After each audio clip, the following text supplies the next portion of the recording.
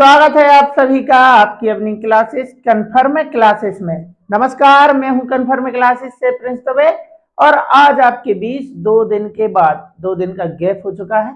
उस 2 दिन के गैप के बाद आज आपके बीच फिर से लेके आ गया हूं आपके अपने एसएससी जीडी कांस्टेबल के लिए सिलेक्शन सीरीज।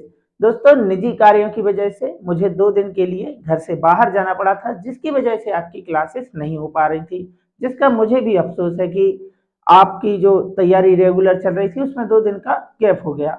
लेकिन क्या करें, कई बार परिस्थितियां ऐसी बन जाती हैं कि हम ना चाहते हुए भी हमारा कुछ नुकसान हो ही जाता है। तो चलिए, आगे से नुकसान नहीं होगा और हम आज से फिर से कंटिन्यू करते हैं जहां हमने छोड़ा था। तो ये हमारी जो भी क्रम है, मैं शायद क्रम तो मुझे याद नहीं है, क्रम मैं भूल गया हूँ, लेकिन आपकी सिलेक्शन सीरीज ठीक वैसे ही और बेहतरीन क्वेश्चन के साथ आज मैं फिर आपके बीच लेके आ गया हूँ। तो चलिए फिर देखते हैं कि आज का पहला क्वेश्चन क्या है और आपको भी कमेंट बॉक्स में बता देना है कि हाँ सर, अभी 2 दिन का जो आपने गैप किया था इसमें हमने अभी तक की सारी क्लासेस कवर कर ली हैं, क्योंकि बहुत से बच्चे अभी क्लासेस सारी कवर कर ही नहीं पा रहे हैं, वो पीछे ही थे। तो आपको भी एक प्रकार से टाइम मिल गया था ताकि आप इस क्लास तक रेगुलर आ गए हों, ठीक है ना। तो देखते हैं कि आज का पहला क्वेश्चन क्या है। चलिए 15 और 25% की दो क्रमिक छूटों के बराबर एक एकल छूट का मान कितना है। ये आता है दोस्तों क्वेश्चन, देखो एसएससी जीडी का ही है, 2022 का है क्वेश्चन। क्वेश्चन रिपीट होते हैं तो उसी क्रम में मैं आपके बीच उसी टाइप के क्वेश्चन लेके आ रहा हूं ताकि आपके 20 में से 20 ही क्वेश्चन सही हो जाए, ठीक है ना। तो उन्हीं क्वेश्चन में से एक है, कई बार रिपीट हुआ है, इस बार भी होगा। 15 और 25% की जो क्रमिक छूट है, एकल छूट पूछा है। कैसे निकालते हैं, पहले तो दोनों को जोड़ लेना है। तो 15 और 25 अपना कितना हो गया, 40 हो गया। और 40 में से आपको क्या करना है, छूट है यानी कि बट्टा है, इसमें से घटाना है। क्या घटाना है, इन दोनों का मल्टीप्लाई। तो 25 और 15 यानी कि 15 गुणित 25 करेंगे तो 25 धाम 250 हो गया, 25 पंचे 125 हो गया, यानी कि यहाँ आ जाएगा अपना 375 और इसके बटे कर देना है 100। तो डायरेक्ट आपका क्या आ जाता है, प्रतिशत आ जाता है एकल छूट का। तो 2 शून्य है तो 2 अंक बाद यहाँ जाएगा दशमलव, यानी कि 40 में से आपको घटाना है 3.75। तो यहाँ पे आ जाएगा अपना 40 में से 3 गया 37 और 0.75 गया तो ये आ जाएगा अपना 36.25। और 2.5 को ही बोलते हैं 1/4, यानी कि आप बोल सकते हो 36 सही 1/4। तो 36 सही 1/4% हमारा आंसर हो जाएगा। एकल छूट इस तरीके से निकालते हैं, ठीक है ना। चलिए, ये है अच्छा क्वेश्चन है, देखो 192 और 480 का लघुत्तम समापवर्त एलसीएम यानी कि x के 100 गुना से 60। देखे एलसीएम की वैल्यू दे रखी है वहां पे, तो इनका जो एलसीएम है, पहले आप इनका एलसीएम निकाल लो। तो 192 और 480 का एलसीएम चाहिए। एलसीएम मतलब ऐसी संख्या बता दो छोटे से छोटी जो 192 और 480 से कट जाए, यानी कि इनका सबसे छोटा गुणक चाहिए, वो भी कॉमन, ठीक है ना। तो 480 तो 192 से नहीं कट रहा है, तो आप 480 का अगला गुणज लिख लो, यानी कि 480 का पहाड़ा लिखना है आपको। तो 480 का दूनी करेंगे आप, यहाँ आ जाएगा अपना 960। 960 480 से तो कट ही जाएगा, क्या 192 से कटेगा। तो यहाँ है 2 की विभाजिता में क्या शून्य कटता है, यहाँ कटता है। तो 192 का पहाड़ा पढ़ के देख रहे, 19 पंचे 95, यानी 190 का बोल रहा हूं मैं। 190 का 5 गुना करोगे तो 950, 2 पंचे 10, तो 192 से कट रहा है। तो 192 और 480 का एलसीएम हो गया 960। और इस एलसीएम के बारे में उसने बताया है कि x के 100 गुना, तो 100 गुना करना है किसका, x का। तो x का 100 गुना होगा 100x से क्या है 60 अधिक, बस इसको सॉल्व करना है, x की वैल्यू आ जाएगी, ठीक है ना। तो यहां लिखेंगे अपन 100x, धन का 60 इस साइड आएगा तो इसमें से घट जाएगा, ऋण का हो जाएगा। यहाँ जुड़ रहा है उस साइड जाके घटेगा, 960 में से ये वाला 60 यहाँ पक्षांतर करोगे तो यहाँ आ जाएगा अपना 900। 960 में से ये 60 गया और 100 से ये 2 शून्य से 2 शून्य कट जाएगा, x की वैल्यू आ गई सीधी 9। यही हमारा आंसर है। चलिए, काफी अच्छा क्वेश्चन है, देखो एसएससी जीडी 2022 का क्वेश्चन है। जो भी क्वेश्चन इंपॉर्टेंट है आपके लिए, सारे प्रीवियस ईयर क्वेश्चन मैं आपको करा ही रहा हूं, बीच बीच में आपको एक्सपेक्टेड क्वेश्चन भी दे रहा हूं। विश्वास मानिए 20 के 20 प्रश्न अपनी सिलेक्शन सीरीज से ही आएंगे। बस आपको सीरीज को डे बाई डे ज्वाइन करना है, किसी भी सीरीज को स्किप नहीं करना है, ठीक है ना। चलिए, 500 रुपए को ए, बी, सी और डी के बीच इस प्रकार विभाजित किया कीजिए कि ए और बी को प्राप्त कुल धनराशि सी और डी को प्राप्त कुल धनराशि की 3 गुनी है। यानी कि उसने बताया है कि देखो कौन कौन है, ए, बी, सी और डी, 4 लोग हैं। उसने बताया कि ए और बी को प्राप्त कुल धनराशि सी और डी की क्या है, सी और डी की कुल धनराशि की 3 गुनी है। इसका एक रेशियो उसने हमें बताया है। देखो ये अपना हो गया, अगर इसको 1 रुपए मिलता है तो इसको 3 रुपए मिलता है। इस तरीके से उसने बताया है। सी और डी को प्राप्त धनराशि की 3 गुनी है ए और बी की। बी को सी की 4 गुना धनराशि मिलती है। अब देखो फिर से रेशियो बताया है, बी और सी के बारे में बता रहा है। देखो बी को सी की 4 गुनी धनराशि मिलती है और सी को डी की 1.5 गुनी। हम स्टार्ट करेंगे सी और डी के साथ। 1.5 गुनी 1.5, 1.5 का मतलब होता है 1 सही 1/2, बोलो होता है ना। और 1 सही 1/2 को हम लिख सकते हैं 2 एकम 2 और 1 3/2, बोलो लिख सकते हैं कि नहीं। किसी भी संख्या से दशमलव हटाना हो ये आपको आना चाहिए। जैसे ही दशमलव हटाते हैं नीचे आता है 1, दशमलव के बाद 1 अंक है इसलिए यहाँ आएगा 1 शून्य, यानी कि आ गया देखो 15/10। तो 5 दूनी 10, 5 तिया 15, 3/2। मैं ये बताना चाहता हूं कि 1.5 का मतलब होता है 1.5 और आप 1.5 को लिख सकते हो 3/2, ठीक है ना।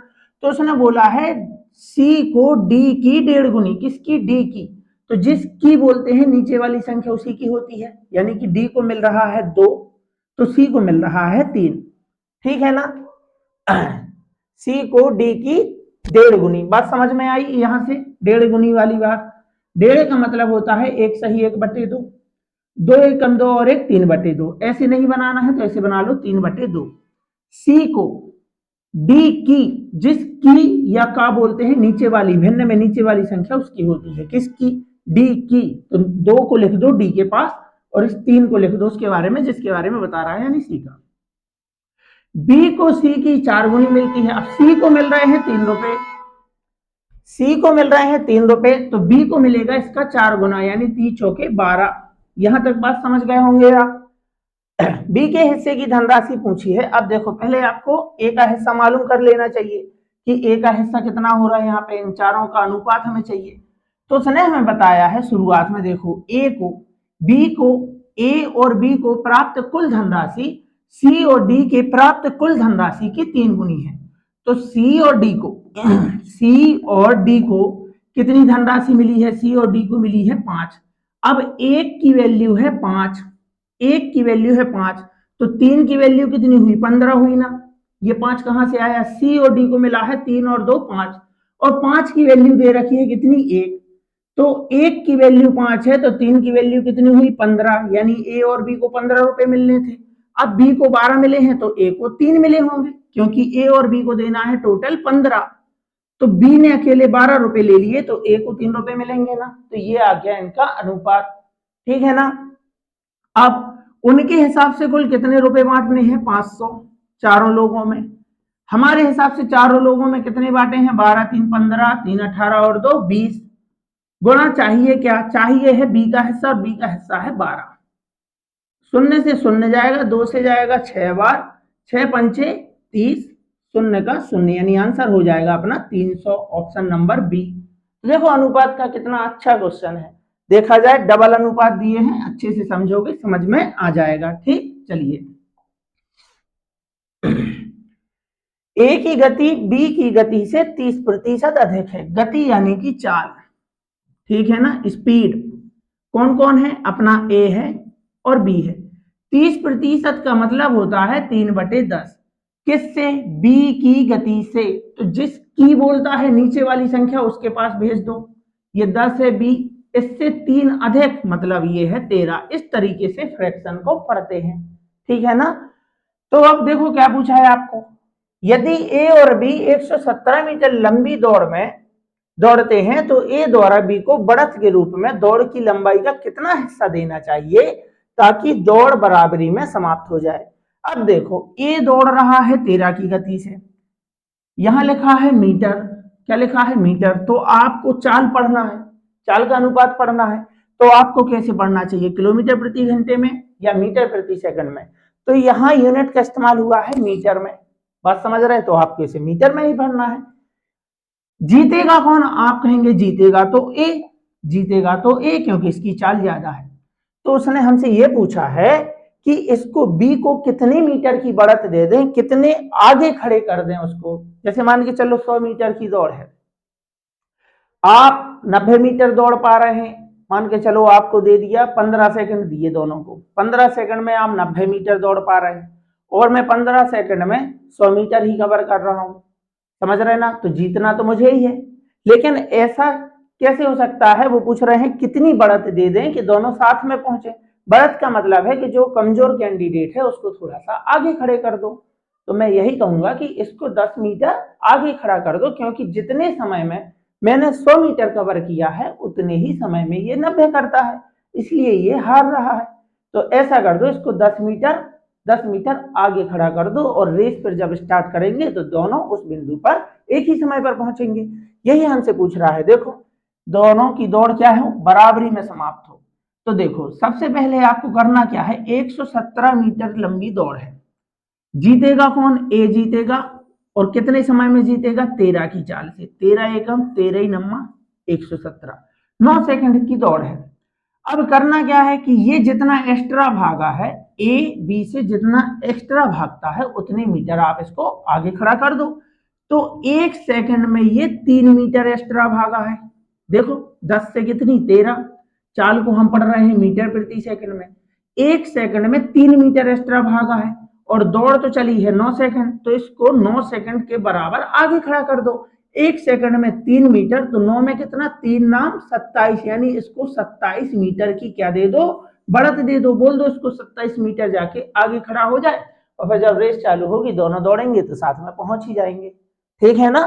तो आंसर है 27 मीटर, ठीक। चलिए, एक शंक्वाकार बर्तन के आधार की त्रिज्या 5 सेंटीमीटर है, इसकी ऊंचाई 24 सेंटीमीटर है, बर्तन पानी से भरा हुआ है, पानी भरते कहाँ है, पानी भरते कहाँ है, तो पानी भरने का मतलब है कि किसका इस्तेमाल होगा, आयतन का। इस गिलास में कितना पानी है, कैसे पता चलेगा, इसका आयतन, इसका आयतन, आयतन मतलब होता है धारिता, क्षमता, कितना पानी आएगा, ठीक है ना। तो पानी भर रहे हैं, क्षमता का इस्तेमाल कर रहे हैं, क्षमता का मतलब होता है आयतन।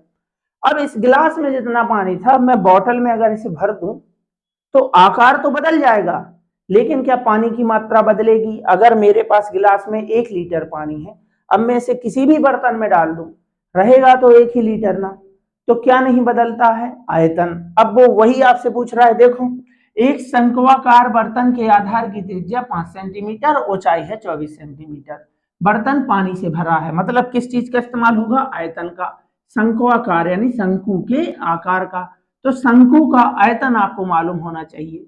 शंकु क्या होता है, शंकु क्या होता है, देखो ये रहा अपना शंकु, कहाँ बना दें, यही बना देते हैं, देखो ये क्या है, ये है शंकु। तो ऐसी जितनी भी आकृति हैं जिसमें आपको ये नोक टाइप की दिखाई दे इस तरीके से, उसके आयतन के आगे जोड़ना होता है 1/3, इतना याद रखो। तो आयतन होता है आधार का क्षेत्रफल गुणा ऊंचाई, आधार में क्या है, इसके आधार पे बना है वृत्त, और वृत्त का क्षेत्रफल होता है पाई आर स्क्वायर गुणा ऊंचाई, ऊंचाई यानी कि h, ये होती है ऊंचाई, यहां, ठीक, यहां से लेके यहां तक होती है अपनी त्रिज्या, इसको त्रिज्यक ऊंचाई बोलते हैं, इसको वक्र पृष्ठ और संपूर्ण पृष्ठ में इस्तेमाल करते हैं, ठीक। अभी चाहिए है ऊंचाई, और ये इस तरीके से, जैसी आपकी बर्थडे की टोपी होती ना, वही शंकु होता है, ठीक है ना, वो इस तरीके से होती है, और इस तरीके की जितनी भी आकृति हैं उसके आयतन के आगे जोड़ना होता है 1/3, ये लो बन गया आयतन। तो इसका आयतन बराबर होगा, यानी इसमें जितना पानी है आप किसी भी बर्तन में डाल दो पानी उतना ही रहेगा, पानी भरने की क्षमता का मतलब होता है आयतन। किसमें आप खाली कर रहे हैं इस बॉटल को, इस पानी को 10 सेंटीमीटर आधार त्रिज्या वाले बेलनाकार यानी बेलन में। अब बेलन क्या होता है, बेलन क्या होता है, बेलन भी आपको मालूम होना चाहिए, ये होता है अपना बेलन। देखो दिख रहा है ना बेलन। तो किसी भी आकृति का आपको आयतन चाहिए, एक ही फार्मूला याद रख लो, आधार का क्षेत्रफल गुणा ऊंचाई। पानी भरना, पानी भरोगे तो फैलेगा कहाँ, क्षेत्रफल पे ही फैलेगा, पूरी सतह को गीला करेगा, पूरी सतह होती है क्षेत्रफल। किसी भी आकृति का आपको आयतन चाहिए, बोलो आधार का क्षेत्रफल गुणा ऊंचाई। आधार माने इसकी जमीन पर क्या बन रहा है, वृत्त, तो वृत्त का क्षेत्रफल क्या होता है, पाई आर स्क्वायर गुणा ऊंचाई माने एच। ठीक है ना। अब बस आपको यहाँ पे वैल्यू लगाना है। तो देखो यहाँ पे 1/3 पाई का पाई लिख दो, आर पहले में आर यानी त्रिज्या दे रखी है 5, यानी आपको लिखना है 5 गुणा 5, और ऊंचाई दे रखी है कितनी है 24। ये देखो ऊंचाई है 24 बराबर पाई का पाई लिख दो, आर मतलब त्रिज्या दे रखी है किसकी, बेलन की, और बेलन की त्रिज्या कितनी है 10 सेंटीमीटर, आधार की त्रिज्या, आधार मतलब नीचे जो आकृति है, तो यहाँ आपको लिखना है आर स्क्वायर यानी 10 गुणा 10। और आपसे पूछी है इसी की ऊंचाई, बेलनाकार बर्तन में डाला जाता है, बेलनाकार बर्तन में पानी की गहराई, गहराई मतलब ऊंचाई, ठीक है ना। तो यहाँ आपको बताना है एच की वैल्यू। अपना देखो यहाँ पे, यहाँ पाई से पाई कट जाएगा, 3 एकम 3 8 24, 5 एकम 5 दूनी 10, 5 एकम 5 दूनी 10, 2 से जाएगा 2 चौके 8, 2 से जाएगा 2 दूनी 4, तो 2 आ गया 2 बराबर एच, एच की वैल्यू आ गई है 2 सेंटीमीटर। ठीक है ना। किसी भी आकृति का आयतन चाहिए है, किसी भी आकृति का आयतन चाहिए है, मेरे साथ बोलो आधार का क्षेत्रफल गुणा ऊंचाई। सर परिमाप होता है कि क्षेत्रफल, अरे परिमाप का मतलब होता है चारों तरफ, और चारों तरफ मतलब वक्र, बोले ना जैसे ही वो वक्र, तो वक्र का मतलब होता है घुमा हुआ, तो घुमा हुआ मतलब चारों तरफ, तो जब वक्र पृष्ठ निकालते हैं तब होता है आधार का परिमाप गुणा ऊंचाई। किसी भी आकृति का आयतन चाहिए है, बोलो आधार का क्षेत्रफल गुणा ऊंचाई। बेलन का चाहिए, ये होता है बेलन, आधार का क्षेत्रफल, आधार पे क्या बन रहा है वृत्त, वृत्त का क्षेत्रफल पाई आर स्क्वायर, ऊंचाई माने गुणा एच। शंकु का चाहिए आधार का क्षेत्रफल गुणा ऊंचाई, आधार पे बना है वृत्त पाई आर स्क्वायर गुणा ऊंचाई एच। और जितनी भी इस तरीके से आकृति हो, ऐसे ऐसे उसमें आकृति बन रही हो जैसी आप शंकु में देख रहे हैं, उसके आयतन में जोड़ते हैं आगे 1/3। ठीक है ना। तो ये तरीका है। चलिए ये रहा हमारा अगला क्वेश्चन। 2 वर्ष पहले एक शहर की जनसंख्या 66,000 थी। पहले वर्ष में जनसंख्या में 5% की वृद्धि हुई, दूसरे वर्ष में 5% की कमी हुई। शहर की वर्तमान जनसंख्या ज्ञात कीजिए। तो दोस्तों कॉन्सेप्ट आपको याद रखना होगा कि जब एक बार वृद्धि हो और एक बार कमी हो और दोनों के प्रतिशत अगर समान है, तो ऐसी कंडीशन में हमेशा कमी ही होगी। आपको वह वाला कॉन्सेप्ट तो याद ही होगा जब हमने लाभ हानि में एक कॉन्सेप्ट किया था कि जब दो वस्तुओं को समान मूल्य पर अपन बेच रहे थे और एक पर लाभ हो रहा था और एक पर हानि हो रही थी और वहां पर दोनों के प्रतिशत भी थे समान, तब हमने याद रखा था कि ऐसे सौदे में हमेशा क्या होती है, हानि।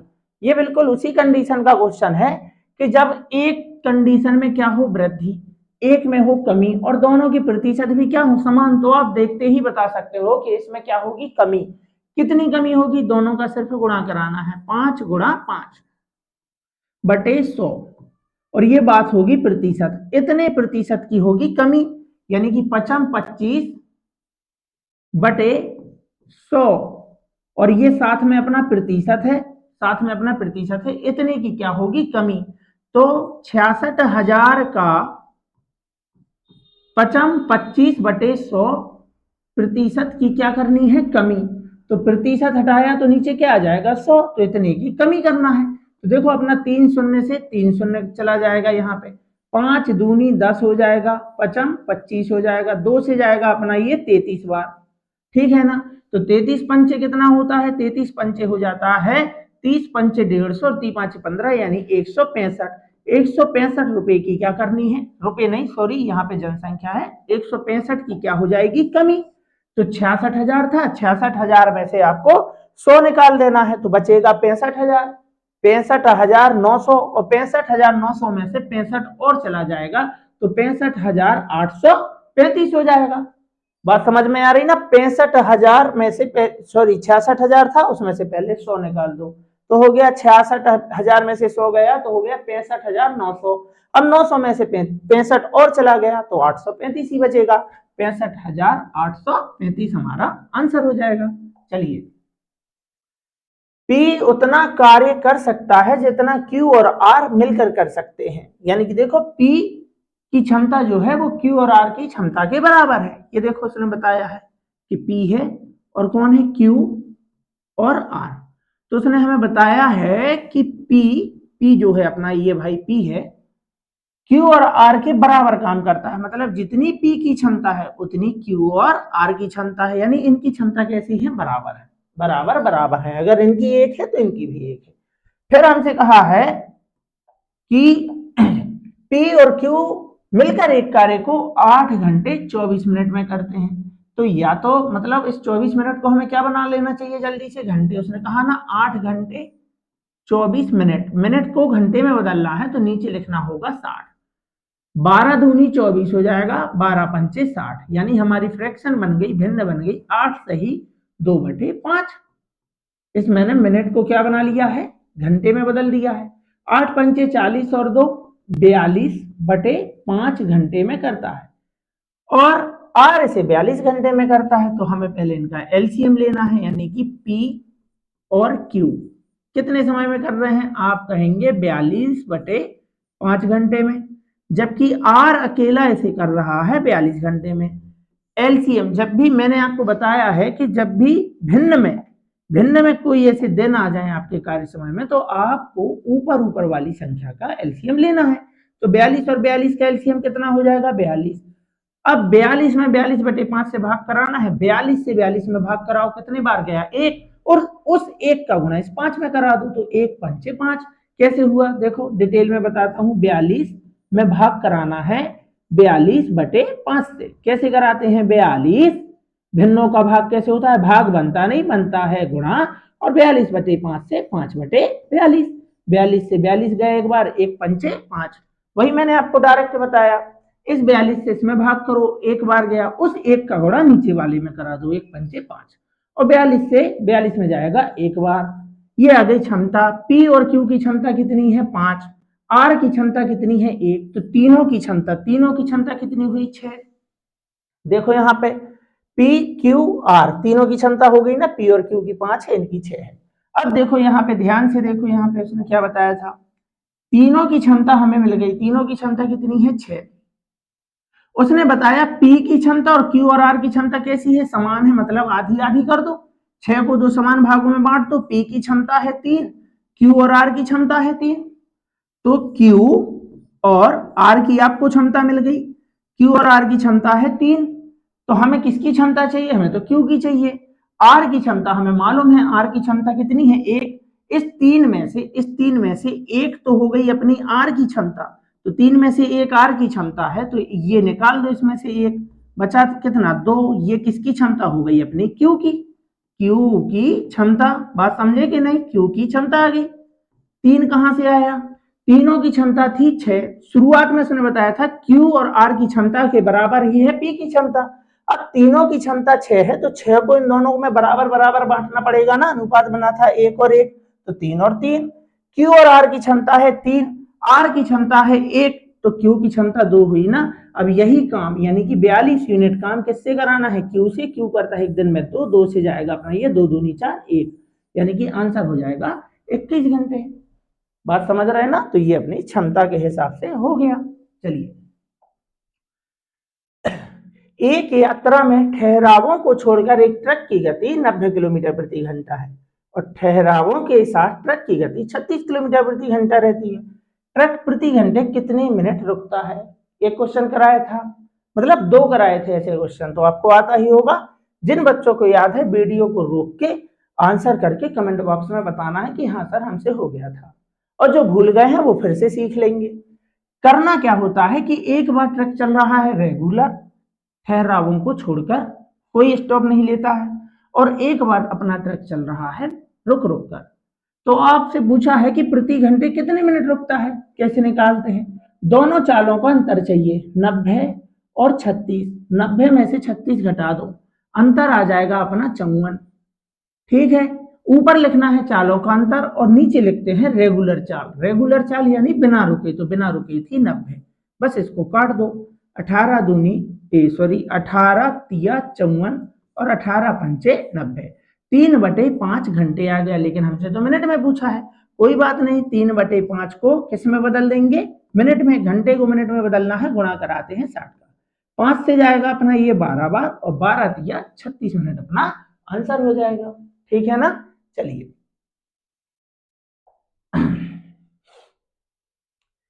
एक डीलर सभी गुड़ियों पर 20% की छूट देता है। वह उन ग्राहकों को जो नगद में भुगतान करते हैं, जो नगद लेते हैं, को कम किए गए मूल्य पर 5% की अतिरिक्त छूट प्रदान करता है। एक बार डिस्काउंट दे दिया, फिर से डिस्काउंट दे रहे हैं, तो ये तो क्रमागत छूट हुई ना। और क्रमागत छूट का आपको अभी मैंने सिखाया, पहला ही क्वेश्चन सिखाया था कि उसकी एकल छूट क्या होती है। तो आप मुझे बताओ एकल छूट कैसे निकालते हैं। तो ये 20% छूट दी और एक बार और छूट दे दी। तो उसने देखो ग्राहक से पूछा कि नगद में कितना भुगतान करेगा, तो 20% छूट देने के बाद फिर से 5% की छूट दी जाती है। तो ये क्या है, क्रमागत छूट। तो क्रमागत छूट अगर दी है तो पहले आप एकल छूट निकालिए। कैसे, दोनों को जोड़ दो, 20 और 5 कितना हो गया 25, और इसमें से घटा दो इन दोनों का मल्टीप्लाई बटे 100, 20 पंचे हो गया अपना 100 बटे 100। तो 100 से 100 कितनी बार, एक बार में गया, तो 25 में से एक घटाना है, यानी कि 24% की क्या मिलेगी छूट। बात समझे, 24% की क्या मिलेगी छूट। अब 100 रुपए की वस्तु है, 24% की छूट मिल गई, यानी भुगतान करना पड़ेगा 76%। बात समझ रहे हैं ना। 24% छूट का मतलब है कि जैसे मार्केट प्राइस 100 है, एमपी मार्केट प्राइस कितना है 100 है, 100% है। 100 पर अगर आपने 24% की छूट दे दी है, 24% की छूट दे दी है, तो आपने वस्तु को फिर कितने में, मतलब कितने में, यहाँ 76% में बेचा है। यानी आपको बताना है 76% की वैल्यू, यानी 1800 का कितना चाहिए है, सीधा 76%। प्रतिशत हटाओगे नीचे आ जाएगा 100, 76%। तो भाई आप डायरेक्ट 75% निकालो ना। तो किसी भी संख्या का 50% चाहिए है, आधा कर दो। 1800 का आधा कितना होगा, 1800 का अपना आधा हो जाएगा 900। आधा मतलब 50%। अब 50% 900 है, 50% 900 है, तो 25% कितना होगा 450। बोलो होगा ना। यहाँ आ गया अपना 50%, यहाँ आ गया अपना 25%। देखो 75% हो गया ना, हमें तो 76% चाहिए है, तो 1% चाहिए, किसी भी संख्या का 1% चाहिए, पीछे से शून्य हटा दो, यानी कि 18। बस सबको जोड़ दो, 9 4 13, 1350, 1360 और 8 हो गया 68, 1368 हमारा आंसर हो जाएगा। यानी कि 76% कैलकुलेशन करने की जरूरत नहीं है कि 2 शून्य से 2 शून्य गया फिर गुणा करा रहे हैं। मैंने आपको बताया कि टोटल हमने पहले निकाल ली एकल छूट। कैसे निकालते हैं, स्टार्टिंग में हमने सीखा। 24% अगर छूट दे दोगे तो फिर भुगतान कितना कराओगे 76%। तो हमें इस राशि का 76% बताना था। तो 76% ना निकाल के पहले आप निकालो 50%, क्योंकि वो आसान होता है। हो गया 900। अब 50% 900 है, तो 25% कितना होगा, 25% इसका भी आधा होगा 450। और 1% हमें निकालना आता ही है, किसी भी संख्या का 1% चाहिए, पीछे से 2 शून्य हटा दो, 18। सबको जोड़ दो, 8 का 8, 5 और 1 6 हो गया, 9 4 13, 1368 हमारा आंसर हो जाएगा। चलिए, एक दुकानदार अपना माल क्रय मूल्य पर 10% की हानि पर बेचता है, लेकिन वह 30% कम वजन का उपयोग करता है। उसका लाभ कितना है। देखो दुकानदार, ये है बड़ा बेईमान दुकानदार। देखो, यानी कि वह दुकानदार कर क्या रहा है कि ग्राहक से बोल रहा है कि जैसे आप मुझसे 100 ग्राम वस्तु लोगे, मैं वस्तु के आधार पे आपको बता रहा हूं, 100 ग्राम वस्तु लोगे तो मैं वस्तुओं को बेचता हूं क्रय मूल्य पर 10% की हानि पर। यानी कि इसका आपको 10% निकालना है, तो 100 के अगर 10% यानी कितना कम, 10% कम में, यानी कि 90 में। यानी कि 90 ग्राम के आप मुझे पैसे दे दो, मैं आपको वस्तु दूंगा 100 ग्राम। मात्रा के आधार पर अगर हम गणना करें, यानी कि 100 ग्राम वस्तु जब आप मेरे से खरीदने आओगे तो मैं 10% हानि पर बेचूंगा। तो 100 का 10% यानी 10। तो इसमें से आपको 10 कम कर देना है, यानी मैं आपसे पैसे लूंगा 90 ग्राम के। जब आप मुझे 90 ग्राम के पैसे दोगे तो मैं आपको 100 ग्राम वस्तु दूंगा, ऐसा उसने बोला है। ये है 10% की हानि पर, क्योंकि हमारे पास मूल्य तो है ही नहीं, हमें नहीं मालूम मूल्य। तो ये बात हमने, ये जो हम क्वेश्चन कर रहे हैं मात्रा के आधार पर, कि जब आप हमसे 100 ग्राम वस्तु खरीदने आओगे तो उसे वो दुकानदार जो है 10 ग्राम मतलब 10% की हानि पर बेचता है। तो 100 का 10% हो गया 10। 100 ग्राम की वस्तु 10 ग्राम हानि पर बेचेगा, यानी 90 ग्राम बेचेगा। 90 ग्राम के पैसे लेगा, दुकानदार को देगा 100 ग्राम। ठीक है, हो गया। लेकिन जैसे ही वह तौलने गया तो उसने 100 ग्राम की जगह 30% कम तौला। बात तो हुई थी कि 100 ग्राम तौल कर देंगे, तो 100 का 30% होता है 30।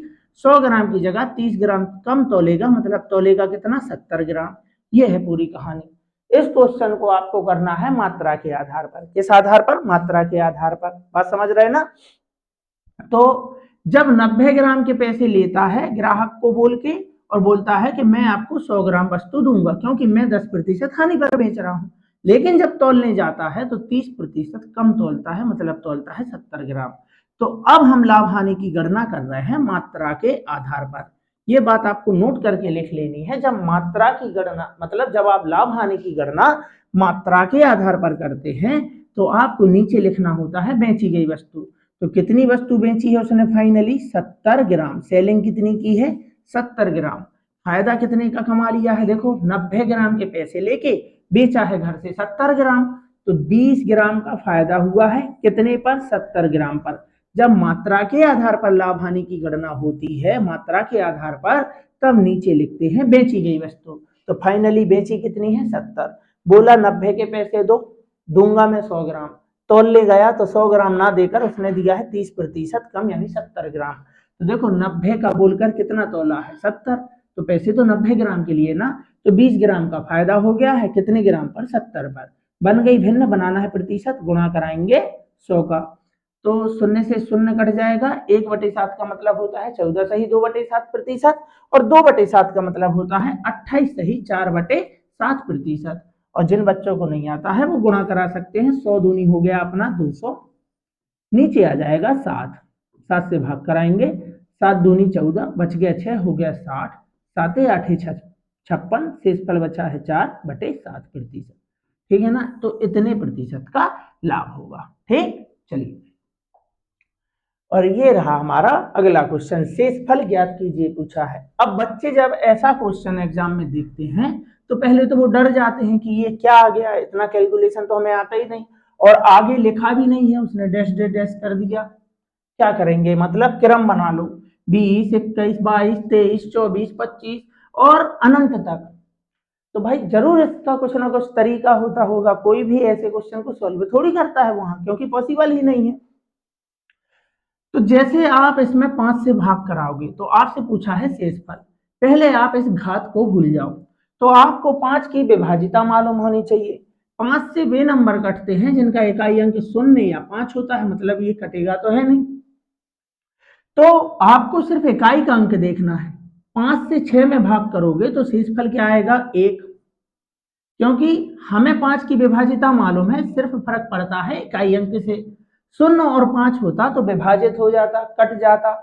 शेषफल बच रहा है तो सिर्फ आप इकाई अंक देखिए। 5 से 6 में भाग करोगे, शेषफल क्या बचेगा, शेषफल क्या बचेगा, आप कहेंगे 1। और 1 का नियम है, 1 पर आप कितने की भी घात लगा दें, कितनी भी पावर लगा दें, सिवाय 0 को छोड़कर, किसी भी नंबर पर आप 0 की पावर लगाते हैं तो उत्तर होता है 1। क्या होता है, 1। इसको याद रखना। वैसे 1 पर आप कितनी भी पावर लगा दो, 0 लगाओगे तब भी 1 आएगा, 2 लगाओगे तब भी 1 आएगा। 1 का वर्ग 1 ही होता है, 1 का घन 1 ही होता है। तो आपको याद रखना है, 1 पर हम कितने की भी पावर लगा दें, आंसर हमेशा होता है 1। लेकिन इस बात को आपको हमेशा याद रखना है कि जैसे मान के चलो 2 पे 0 की पावर है तो आपको उत्तर बोलना है 1। किसी भी संख्या पर अगर 0 की पावर आ जाती है तो आंसर हो जाता है 1। और 1 के केस में आपको याद रखना है कि 1 पर हम कितने की भी पावर लगा दें, कितने की भी घात लगा दें, हमेशा आएगा 1। तो आंसर था इसका 1। ठीक है ना। पहले शेषफल निकाल लो, फिर पावर का कोई फर्क पड़ना ही नहीं है। चलिए और ये रहा हमारा लास्ट क्वेश्चन, एक्सपेक्टेड क्वेश्चन है, आने वाला क्वेश्चन है, ठीक है ना। चलिए, रीता की शादी 6 वर्ष पूर्व हुई थी।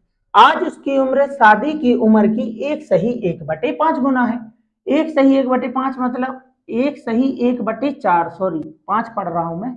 1/1/4 मतलब 4 एकम 4 और 1 5/4 इतने गुना है। तो देखो आज, आज यानी कि वर्तमान, वर्तमान उम्र दी है उसकी, है ना। आज शादी के समय की उम्र की, और ये कब की उम्र दी है उसकी, शादी के समय की, जब उसकी शादी हुई थी।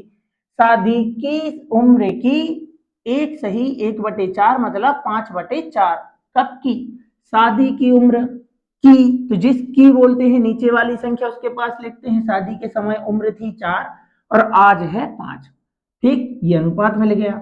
और उसने हमें बता दिया है कि शादी कब हुई थी, शादी तो हुई थी 6 वर्ष पूर्व, यानी यहां से यहां तक का गैप है 6 वर्ष।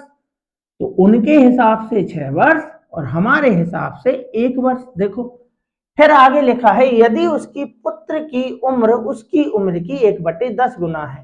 तो पहले उसकी उम्र तो निकालो, उसकी कौन सी उम्र निकालो, वर्तमान। उनके हिसाब से अंतर दे रखा है 6 वर्ष, शादी हुई थी 6 वर्ष पहले। हमने कहा नहीं, आज 5 की है, शादी के समय 4 की थी, तो अंतर कितना है, 1, अपने हिसाब से 1 चाहिए। क्या, वर्तमान उम्र निकाल लो, यानी कि 5, 6 पंचे 30 वर्ष उम्र आ गई। 30 वर्ष किसकी उम्र है, ये किसकी उम्र है, रीता की। लेकिन रीता की उम्र नहीं, हमसे तो उसके पुत्र की उम्र पूछी है, और उसके पुत्र की उम्र उसकी उम्र की 1/10 है। कौन सी उम्र, अरे भाई वर्तमान उम्र की। तो 30 का 1/10, शून्य से शून्य गया, आ गया अपना 3 वर्ष। तो आंसर हो जाएगा 3 वर्ष, ठीक है ना। तो आज के हमारे 12 क्वेश्चन थे और काफी अच्छे क्वेश्चन थे और बहुत कुछ आपको सीखने को मिला होगा। और अगर आप सारे क्वेश्चन खुद से सॉल्व कर पा रहे हैं तो ये तो बहुत अच्छी बात है, क्योंकि देखो क्वेश्चन का जो लेवल है लगभग यही लेवल रहने वाला है आपके एग्जाम में। लेकिन अभी भी आपको बहुत से क्वेश्चन और सीखने को मिलेंगे, जिससे आपकी प्रैक्टिस एकदम परफेक्ट हो जाएगी। और जब आप एग्जाम देने जाएंगे ना, तो आपको ऐसा लगेगा कि आज भी सिलेक्शन सीरीज ही चल रही है, क्योंकि आप डेली 12 क्वेश्चन वो देख रहे हैं जो किसी ना किसी एग्जाम का पार्ट हुए हैं, और जो नए क्वेश्चन हैं वो होने वाले हैं। तो विश्वास मानिए, आने वाले क्वेश्चन में आप जलवा, मतलब आने वाले पेपर में जो भी क्वेश्चन आएंगे उसमें आपका जलवा होने वाला है। तो चलिए फिर इसी तरीके से प्रैक्टिस करते रहिए, और पेपर के अगले दिन मुझे आप बताना कि आपका पेपर कैसा रहा। तो चलिए फिर मिलते हैं और अगली क्लास में, तब तक के लिए आप सभी का बहुत बहुत धन्यवाद।